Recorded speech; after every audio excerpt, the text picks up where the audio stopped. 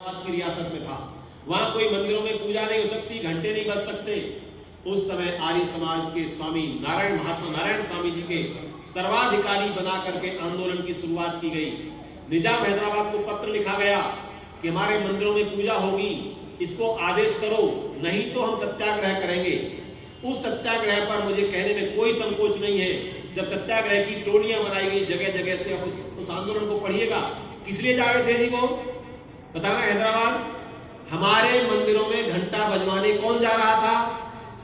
आर्य समाज। जो नहीं बजाता, जो नहीं मंदिर मूर्ति को मानता, वो आर्य समाज हैदराबाद निजाम को टक्कर देने निकला। 22,000 आर्य वीरों की संख्या महात्मा नारायण स्वामी ने कही कि हमारे उस आंदोलन में जाएंगे। गुरुकुल कांगड़ी विश्वविद्यालय जो स्वामी श्रद्धानंद जी द्वारा स्थापित था, यहाँ के स्नातकों का मंडल बना, स्वामी सुंदरानंद जी की टोली बनी, स्वामी ध्रुवानंद जी की टोली बनी। इस प्रकार से टोलियां बन करके जगह जगह से हैदराबाद में प्रवेश करती है और अपना रूप बदल करके अलग अलग रूप से जाते हैं और वहां इकट्ठे हो जाते हैं। हैदराबाद, निजाम हैदराबाद की चूल्हे हिला दी आर्य समाज ने। आप उस इतिहास को पढ़िए। और उस चूल्हे हिलाने के बाद इस देश का जो आज जिसे आप कहते हो, मैं तो नहीं कहूंगा, राष्ट्रपिता, उस राष्ट्रपिता ने एक लेख लिखा और उसने लिखा कि आर्य समाज इस आंदोलन को वापस ले ले, इससे सांप्रदायिकता बढ़ेगी। क्या लिखता है वो व्यक्ति? आर्य समाज इस आंदोलन को वापस ले ले। महात्मा नारायण स्वामी जी के नेतृत्व में आर्य समाज का आंदोलन है। उन्होंने कहा हम किसके लिए आंदोलन करने जा रहे हैं?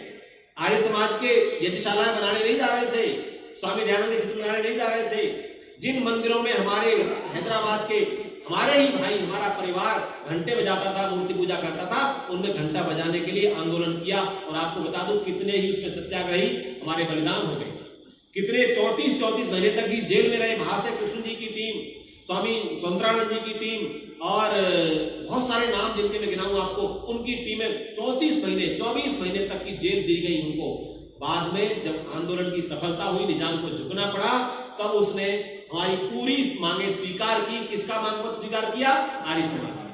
आर्य समाज का मांग पत्र स्वीकार हुआ आपकी संगठन शक्ति के कारण। फिर भी हिंदू समाज, जो हमारा समाज है, हमारा समाज, वो कहता है कि आर्य समाज तो ईश्वर को नहीं मानता। आपको सच्चे धर्म के रूप में आर्य समाज के द्वारा स्थापित सिद्धांतों को जानने की आवश्यकता है। और हमें ऋषि दयानंद के मत को मुख्य रूप से क्या था उनका? एक संसार में वेद वर्णित धर्म की स्थापना हो।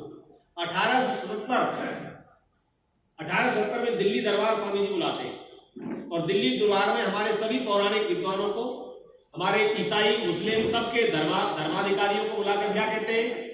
ऋषि जी का मत देके ऋषि क्या कहते हैं? ऋषि कहते हैं कि देखो संसार में धर्म तो एक है, जिन सिद्धांतों पर हम सभी सहमत हो सकते हो उसे धर्म मान करके स्थापित कर दिया जाए, और जिन पर असहमति हो उनका चर्चा और विचार होकर के बाद में निर्णय लिया जाए। कितना व्यापक दृष्टिकोण था ऋषि का।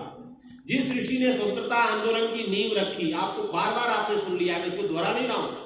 पराया राज्य चाहे पिता के समान सुख देने वाला हो, परंतु वो स्वराज्य की तुलना में नहीं टिकता। ये ऋषि दयानंद जी के वाक्य हैं, जिसको आधार मानकर लोकमान्य बाल गंगाधर तिलक जी ने स्वराज्य हमारा जन्मसिद्ध अधिकार है। आप इतिहास को तो पढ़िए, ये सारा इतिहास हमसे छिपाया गया। लेकिन आज आर्य समाज पुनः जागृत होकर के इस देश में एक अलग जगा रहा है। केवल मैं कह रहा हूं, हमारी सार्वजनिक सभाओं का निर्णय हो चुका है कि हमें पूरी तरह से जो देश में धर्मांतरण का कुचक्र चल रहा है, इसके सामने युद्ध की सीमा जहां तक भी हो वहां तक खड़ा होना है। और हमें अपने विचारों को अपनी संतानों में पहुंचाना है, संतानों को बताना है वास्तविक धर्म क्या है। और ईमानदारी की बात बताइए, यदि ये चलता रहा जो देश में कुचक्र है, आप देख रहे हैं लाखों, एक उमर, क्या नाम था इसका, उमर गौतम, कितने लोगों को धर्मांतरित किया। मैं आपको बीच में छूट गया था। एक क्रम तो है पढ़े लिखों को धर्मांतरित करने का, एक है अशिक्षित वर्ग को उनको सुविधाएं देकर, उनको प्रलोभन देकर धर्मांतरित करने का, मतांतरित करने का। एक मूक बधिर जैसे बच्चों को भी मतांतरित किया जा रहा है। ये संख्या बढ़ाने का क्रम चल रहा है। आप सोच करके देखिए, आपके निकट कैराना हो चुका है, आपके निकट बहुत सारे स्थान ऐसे हो चुके हैं। सहारनपुर के आप रेलवे फाटक से इधर के इलाके में जाइए, सहारनपुर में जो लोग सहारनपुर रहने वाले होंगे, वहां पर कोई हमारा हिंदू समाज का व्यक्ति अपनी दुकान और अपना घर नहीं रख रहा, सबको मिट्टी के भाव बेच करके जा रहा है। आपके देश में कश्मीर कश्मीर की बात होती है, हर शहर में कश्मीर है, हर जिले में कश्मीर है, हर जिले में ऐसी हालात हैं कि आपको क्यों हो रहे हैं ये हालात? क्योंकि हम अपने बच्चों को धार्मिक शिक्षा नहीं दे रहे, अपने बच्चों को वीरता की शिक्षा नहीं दे रहे, अपने बच्चों को राम और कृष्ण की शिक्षा नहीं दे रहे कि राम और चारों भाई यज्ञ की रक्षा के लिए राजा भेज देते हैं उनके पिता कि जाओ ऋषियों के यज्ञों की रक्षा करो राक्षसों से। लेकिन आज हम ये चाहते तो नहीं कि भगत सिंह निकले पर हमारे घर से न निकले। आज जो सबसे बड़ी कमजोरी है मेरी बंधुओं बहनों, हम परिवार सम्मेलन कर रहे हैं अपने बच्चों को धार्मिक शिक्षा के साथ साथ वीरता की शिक्षा देनी।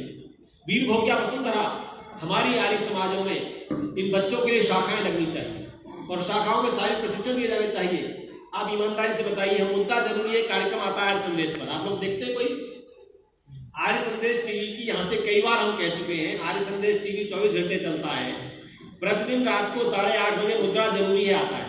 मुद्दा जरूरी पे कल भी मैं और विनय जी थे, जिसमें हमारा बांग्लादेश में जो हमारे हिंदू मंदिरों पर हमला हुआ उस पर चर्चा थी, अल्पसंख्यकवाद पर हम चर्चा करते हैं, धर्मांतरण पर चर्चा करते हैं, मजारों का बढ़ रहा जाल उस पर चर्चा करते हैं। ये सब चर्चाएं हम बोल कर रहे हैं, लेकिन हमें और आपको अपने घरों में इन चीजों को जगाना है, क्योंकि जो कुचक्र चल रहा है ये मत सोचिए कल हमारे सामने नहीं आएगा, ये परिस्थितियां हमारे सामने आएंगी। 1990 केवल कश्मीर में नहीं हुआ था, 1990 में जो घोषणाएं हुई, जो पर्चे चिपके, भारत के अनेक स्थानों पर वो पर्चे चिपकते हैं और कहा जाता है कि अपनी जमीनें बेच दो हमको, अन्यथा तुम यहाँ दुकान नहीं कर सकते।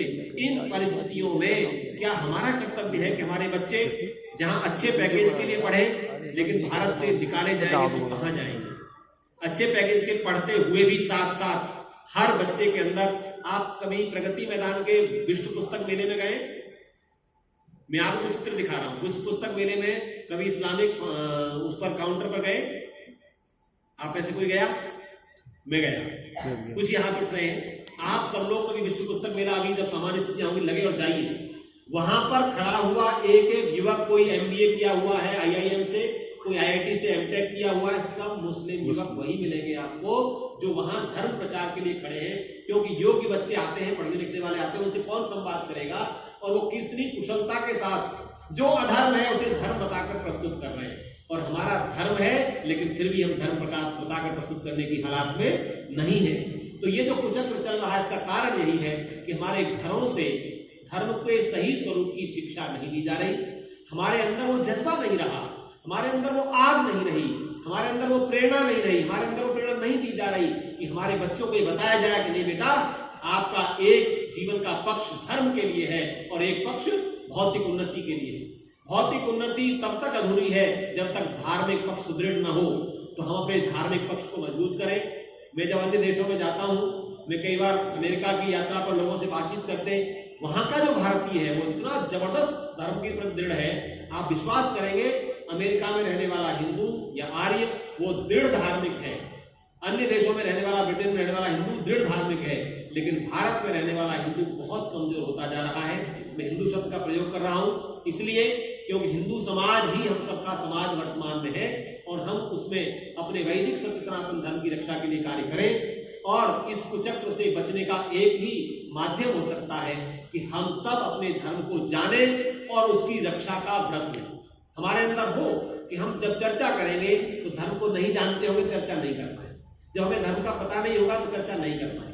आप एक जाकिर नायक हजारों हिंदू युवकों को, युवतियों को इस्लाम में दीक्षित कर देता है, पर हमारे अंदर जब बात आती है, आपको सुनकर प्रसन्नता होगी, योगी आदित्यनाथ जी ने जब किसी सम्मेलन में गए यही कहा कि अगर धर्म की रक्षा करनी, सत्याग्रह प्रकाश अपने घरों में ले जाओ।